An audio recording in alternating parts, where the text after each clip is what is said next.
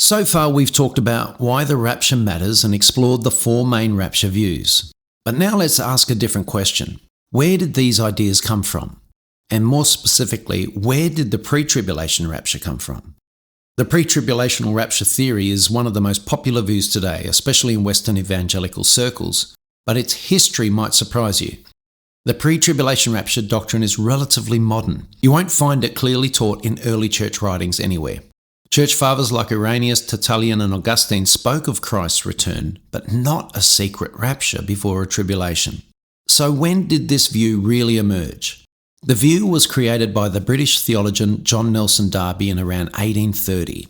Darby was one of the key figures behind what's now called dispensationalism, a framework that sees history divided into distinct eras or dispensations, in which God interacts with humanity in different ways.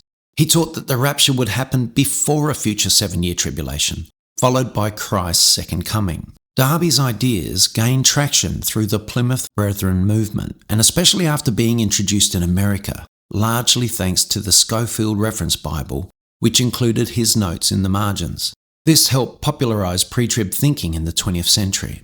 But there's another name often mentioned in this conversation, Margaret MacDonald.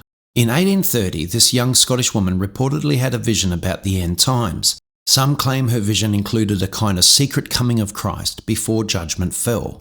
Now this is debated. Some scholars argue her vision helped spark Darby's thinking. Others believe her view was more post-tribulational or simply not clearly defined. Others believe that Darby had already come up with a pre-tribulational rapture theory before Margaret MacDonald's visions altogether.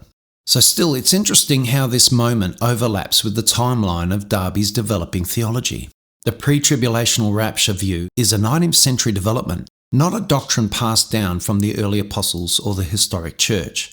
So what does this mean for us today? Well, it doesn't automatically make the pre-trib view wrong, but it does invite us to ask an important question. Does this teaching hold up under close scriptural examination?